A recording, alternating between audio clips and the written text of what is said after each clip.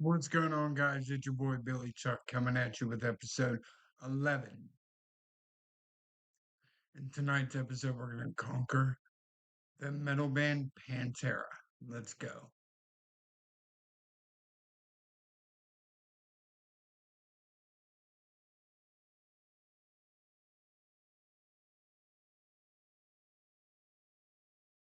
Pantera, they're from Arlington, Texas, and they formed in 1981 by guitarist Dimebag Darrell and drummer Vinnie Paul.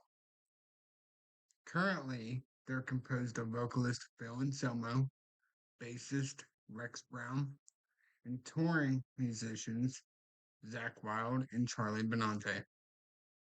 The group's best known lineup consisted of the Abbott brothers, along with Rex and Phil, who joined in 82 and 86.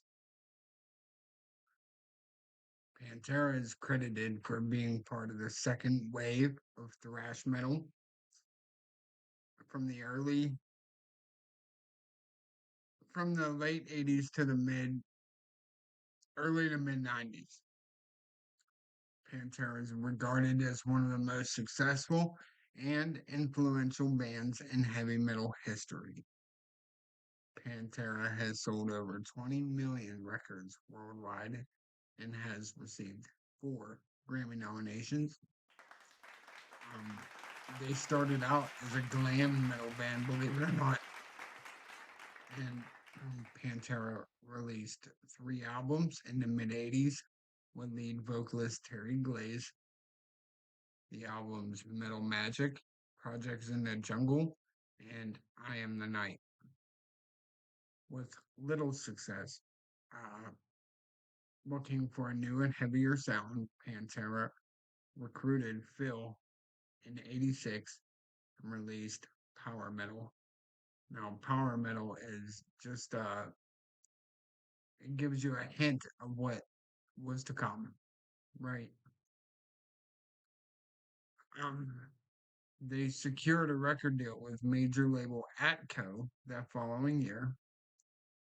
Their fifth album, which the band has since declared to be their official debut album, 1990's Cowboys from Hell, while its 92 follow up, Vulgar Display of Power, reached an even heavier sound and increased their popularity.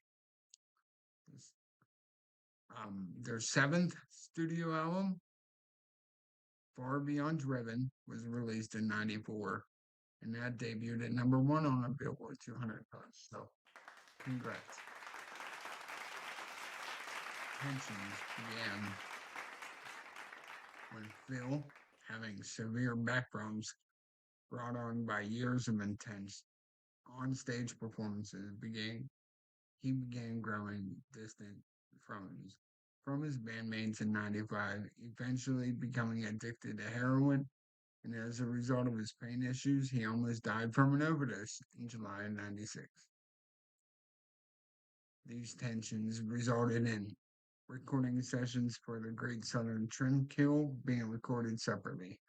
Phil recorded his vocals in Louisiana, I do believe, while the rest of the band recorded in Texas.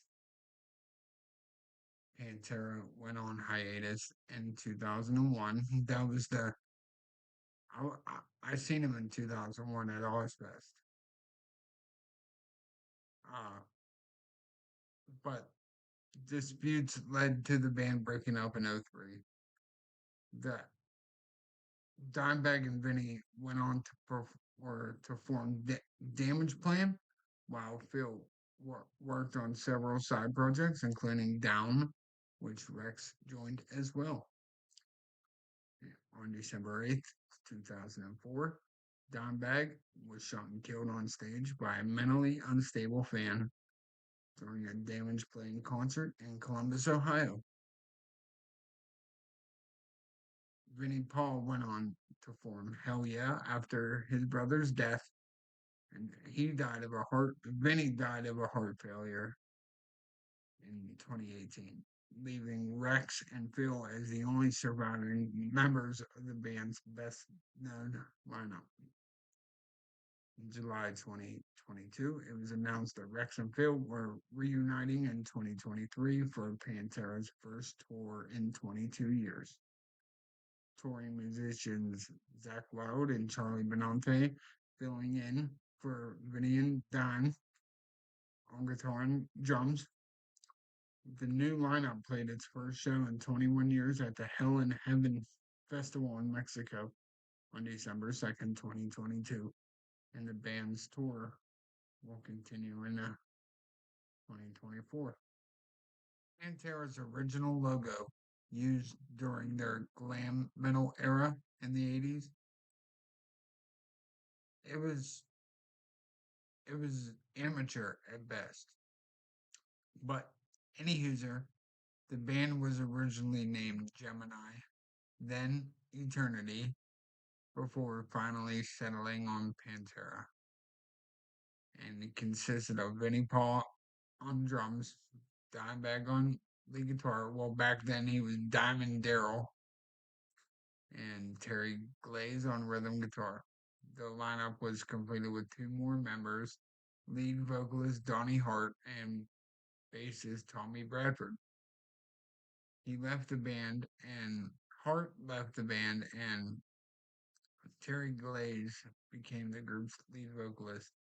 Later, Terry stopped playing rhythm guitar, leaving Dimebag as the sole guitar player, playing both lead and rhythm duties. Later that year, Tommy Bradford also departed and was replaced by Rex Brown. Then he was known as Rex Rocker on the bass.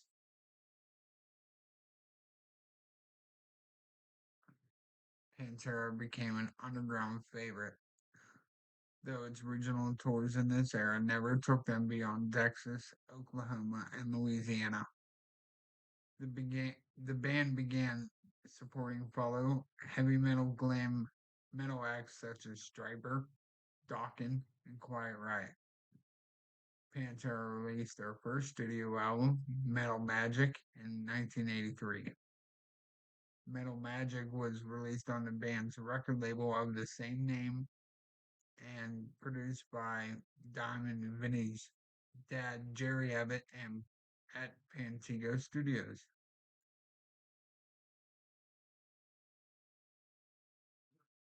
In 1984, Pantera released their second studio album, Projects in the Jungle. Although that album was still very much a glam metal album, the band members crafted songs that had less overbearing melodic influences than songs from previous albums.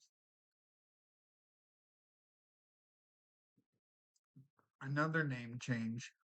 Another change was Terry Glaze's name, as he was credited as Terrence Lee. In addition, a music video for the album's lead track, All Over Tonight, was eventually created. Projects in the Jungle was also released on the band's independent Metal Magic Records label, produced by, once again, Jerry Abbott. In 85, Pantera released their third studio album, titled I Am the Night. Um, this album saw Pantera's sound becoming heavier, though it was still rooted as glam metal, and the heavy metal press took more notice of the band. But because of poor distribution, I Am the Night turned out to be a costly album to many fans. Around 25,000 copies of the album were sold. Pantera's second music video was produced for the track Hot and Heavy by 1986. Terry Glaze's glam approach did not fit the band's developing style, and he and the other members parted ways.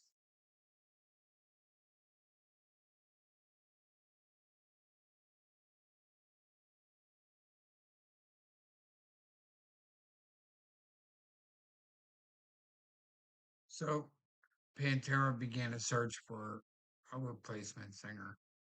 And during 1986, New Orleans native Phil Anselmo had heard Pantera was looking for a singer at the end of the year. They invited him to audition, and the 18-year-old Phil was hired as the new vocalist on the spot. Phil had previously been the vocalist for the band Sam Hain, not to be confused with Glenn Danzig's band of the same name, and the band Razor White. Upon playing with upon playing with Pantera, Phil immediately clicked with the other three members. In '88, with Phil as the new singer, Pantera released their fourth studio album titled Power Metal. At the After the release of Power Metal, the band members decided to seriously reconsider their glam metal image and sound. I'm referring to the band's spandex appearance. Hmm. Vinnie Paul remarked at a band meeting that these magic clothes don't play music, we do. Let's just go out there and be comfortable. Jeans, t shirt, and whatever, and see where it goes. I mean, coming out looking like David Lee Roth and you're fucking blowing people's heads apart, it don't mix. But the band members would later no longer acknowledge their independent releases, including Power Metal, as they sculpted a new, heavier image to accompany their later groove metal sound. Their four independent albums are not listed on the band's official website and have become hard to find collector's items. Shortly after Power Metal was released, Megadeth needed a guitarist and called up Dimebag, and he was, or Diamond Daryl as he was then known, to join the band. Daryl insisted that his brother bandmate Vinnie Paul be included with him. However, Megadeth had already hired Nick Menza as their new drummer, so Daryl declined the offer, and Dave Mustaine instead decided on Marty Friedman. Diamond Vinny refocused their attention on Pantera, and in '89 they were given the first shot at commercial success. That year was also when the band formed their relationship with Walter O'Brien at Concrete Management, who remained their manager until they broke up in '03 after being turned down 28 times by every major label on the face of the earth. Atco Records was interested in signing Pantera to see the band perform in Texas. So Ross was so impressed by the band's performance that he called his boss that night suggesting that the band should be signed to the label. Atco Records accepted. At the and at the end of 1989, the band recorded its major label debut at Pantego Studios and hired Terry Date to produce it. It was because of his work with Soundgarden, Metal Church, and Overkill. Well, uh, and those albums were one of the sources of inspiration behind Pantera's transition away from the glam scene to a more thrash groove metal. As well as Dimebag's guitar tone on the album too.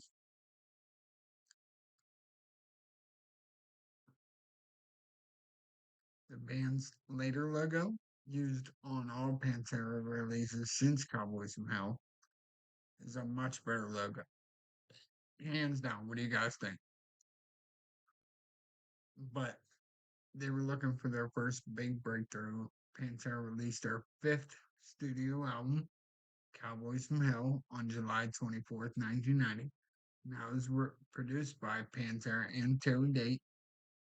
Pantera showed a more extreme style on this, leaving behind its glam metal influences in favor of mid-tempo thrash metal dubbed power groove metal by the band.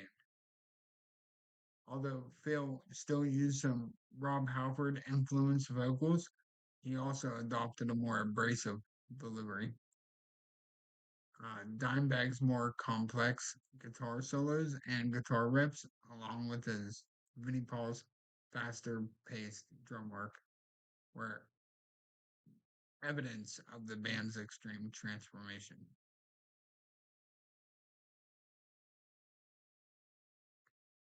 The album marked on a critical juncture in the band's history. Many fans and the band itself have referred to Cowboys from Hell as Pantera's official debut.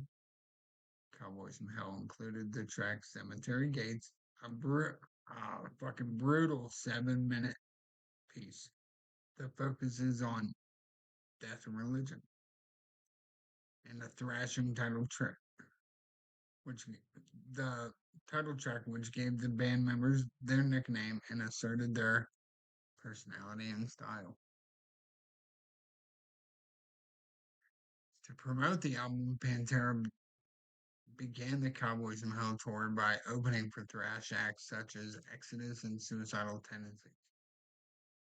In 91, Rob Halford performed with the band on stage, which led Pantera to open for Judas Priest on its first show in Europe.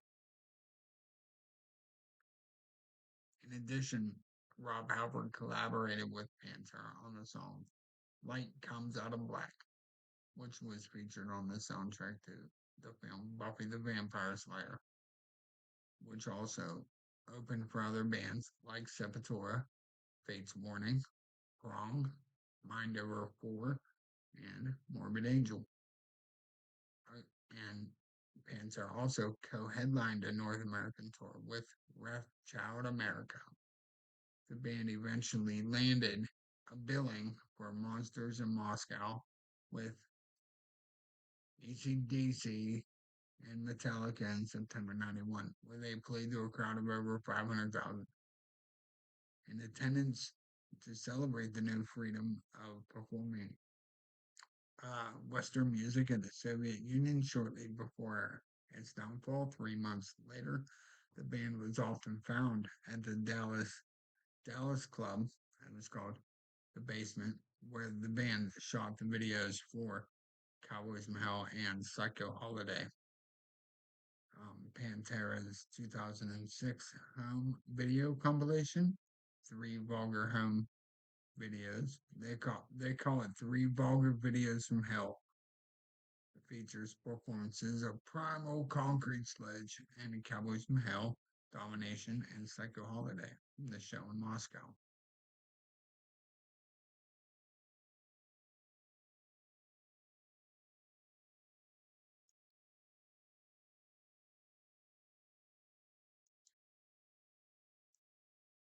Pantera's sixth studio album was called Vulgar Display of Power. It's a badass fucking record, but that was recorded in 91, released in 92. February 25th, 92, to be exact. Two singles from the album became two of Pantera's most well-known ballads. One, or one song was called This Love, and that's a haunting piece about lust and abuse. And Hollow, somewhat reminiscent of Cemetery Gates from the previous album. The song Walk became one of the band's more popular songs, and it appeared on a UK singles chart, peaking at the number 35 position. So congrats. The album itself entered the American charts at number 44. So once again, congrats. It was around this time that Dime dropped the nickname Diamond Daryl, and Dimebag Daryl was born. And Rex Brown decided to drop the name Rex Rocker.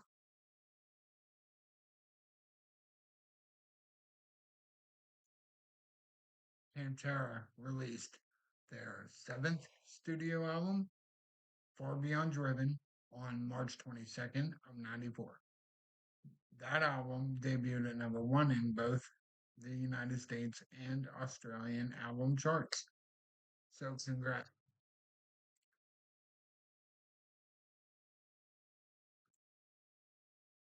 The album's first single, Unbroken, earned the band their first Grammy nomination for Best Metal Performance in 1995. Planet Caravan, a Black Sabbath cover, which appeared on Far Beyond Driven, was a badass was a badass song. But according to Dimebag and Vinny, Phil became he started behaving strangely and distanced himself from the band when they returned to the road in '95. The rest of the band members first thought that Pantera's perception of his fame had gotten to Phil, but Phil cited back pain from years of intense performances as the rest of his crazy behavior. Phil attempted to alleviate his pain through alcohol, but this, as he admitted, was affecting his performances and putting some worry into the band. Doctors predicted that with surgery, Phil's background could be corrected, but that the recovery could take a whole lot more time than before. The recovery time, crazy. The recovery time could take, fuck. But Phil refused and began using heroin as a painkiller. Phil's onstage remarks became notorious during this time after stating at a Montreal concert that rap music advocates the killing of white people. Phil denied accusations of racism and later issued an apology stating that he was drunk and that his remarks were a mistake. In 95, the Pantera's, or I'm sorry, in 95, Phil's side project, Down, is like more of a supergroup. It was one of Phil's many side projects. But Down started making moves. And their 95 debut, NOLA, was a success. But shortly afterwards, the band members returned to their respective bands, leaving Down inactive for several years. Pantera's eighth studio album. Their eighth studio album was called The Great Southern Trendkill, and that was released on May 7th, 1996. Often, that album is considered their overlooked album. Phil recorded the vocals in Trent Reznor's studio in New Orleans while the rest of the band recorded in Dallas. Evidence of the continued distancing between Phil and the rest of the band. In comparison to the band's previous efforts, there was a heavier emphasis on vocal overdubbing in somewhat demonic fashion. Drug abuse is a recurring theme in the Great Southern Trendkill, as uh, such tracks like Suicide Note Part 1, Suicide Note Part 2, Tens, and Living Through Me, Hell's Wrath.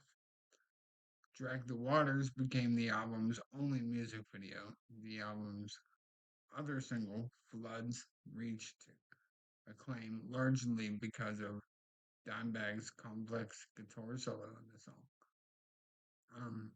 But that ranked number 15 on the Guitar World magazine Magazine's list of the 100 greatest guitar solos of all time. So congrats. On July 13th, 96, during their tour with I Hate God and White Zombie, Phil overdosed on heroin after an hour after a Texas homecoming gig. After his heart stopped beating for almost 5 minutes, paramedics gave him a shot of adrenaline, or possibly Narcan, and sent him to the hospital. After he woke up in the hospital, the nurse in his room said, "Welcome back to life." Oh, and you have overdosed on heroin.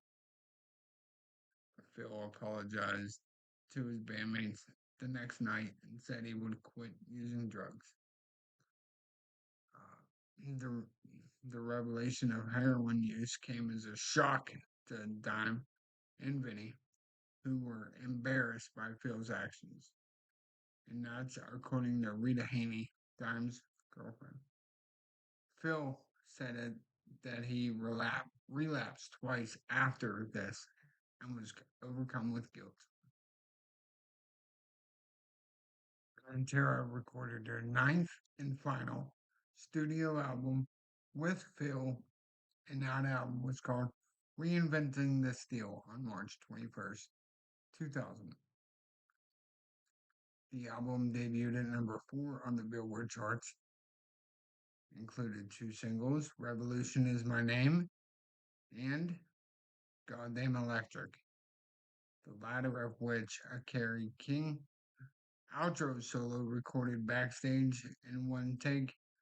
Recording in Dallas, Revolution in My Name became the band's fourth nomination for Best Metal Performance in the 2001 Grammys, and it peaked at number 28 on the mainstream rock chart in the US. So congrats. But Diamond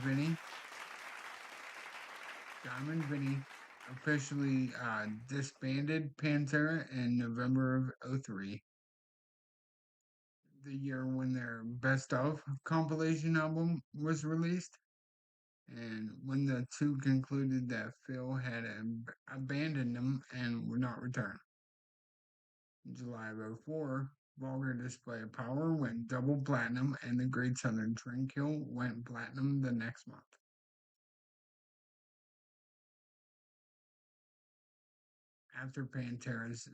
After they broke up, Dimebag and Vinny formed a new band. It was called Damage Plan, with vocalist Pat Lockman and bassist Bob Zilla.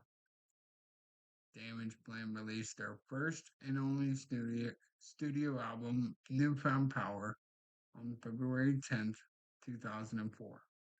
The album was a commercial success. Over 44,000 copies were sold in its first week alone, and within a year, over 100,000 copies were sold.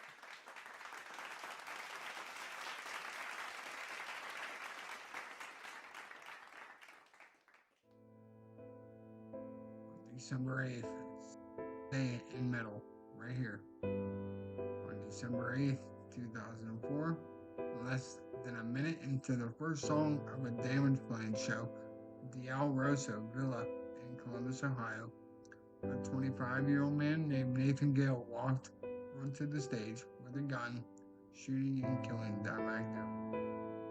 He also killed fan Nathan Bray, club employee Aaron Hawk, Pantera security official Jeff Mayhem Thompson, and injured longtime Pantera and Damage Plan drum tech John Cat Brooks, and Damage Plan tour manager Chris Paluska, before being shot dead by Columbus police officer James Niggemeyer.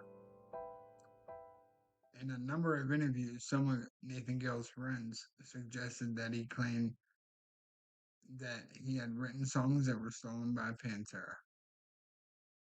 After a week of the shooting, it was reported that album sales of both Damage Plan and Pantera jumped up sharply. Dime was buried with Eddie Van Halen's black and yellow striped Shargle electric guitar, sometimes referred to as the Bumblebee, which was pictured with Eddie Van Halen on the inner sleeve and back cover of the album Van Halen 2.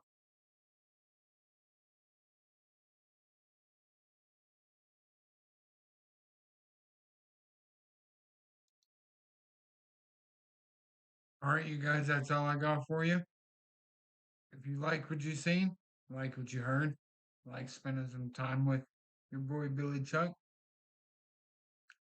hit that like button, smash that subscribe button.